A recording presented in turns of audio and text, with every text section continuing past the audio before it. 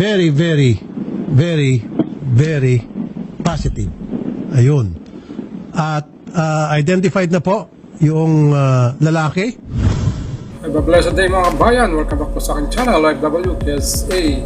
So, may update na po mga kabayan sa nakakuha ng maleta sa NAIA Terminal 3. Siya po ay tukoy na ngayon ayon sa mga balita. So, panarin po natin ang mga balita ito. Dahil ayon sa may-ari, siya po ay magbibigay ng 1 milyon kung sino makapagtuturo sa lalaki na nakakuha ng maleta niya na nakita sa CCTV. So watch po natin mga kabayan ang mga balita ito. Nakilala na raw ang tumangay sa naiwang maleta sa NAIA na naglalaman daw ng 50 million pesos na halaga ng mga alahas at gamit. Nasa frontline ng balitang yan, Faith Del Mundo. Very, very, very, very positive. Ayun. At identified na po yung lalaki.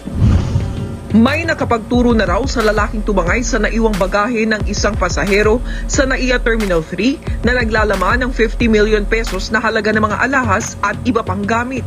Kasunod nga ng pangako ng may-ari ng bagahe na si Maricor na magbibigay siya ng 1 milyong pisong pabuya.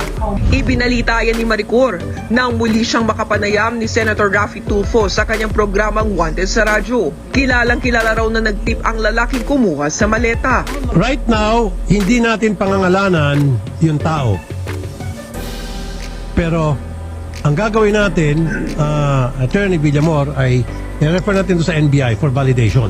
Umaasa si Maricor na maibabalik pa ang laman ng kanyang bagahe. I am sure sir, hindi naman siya talaga criminal in the true sense of the word eh.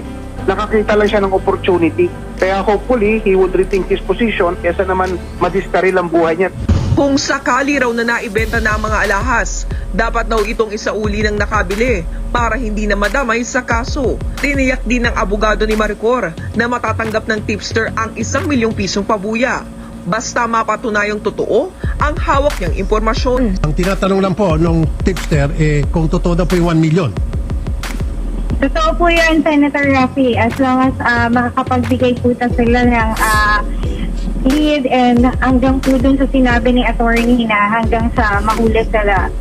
Ang NBI naman, pinayuhan si Maricor na magsampa na ng kaso sa kanilang tanggapan. Kung ma-locate natin ng whereabouts itong lalaking ito, pwede po tayong mag-conduct ng operation para mahuli po natin siya. Ayun! Buti na lang at nakilala na nakakuha ng maleta at tinatanong nga ng tipster kung totoo ba yung 1 milyon. Ayon sa may-ari ay totoo ang 1 milyon kung tama ang informasyon ng tipster na yan.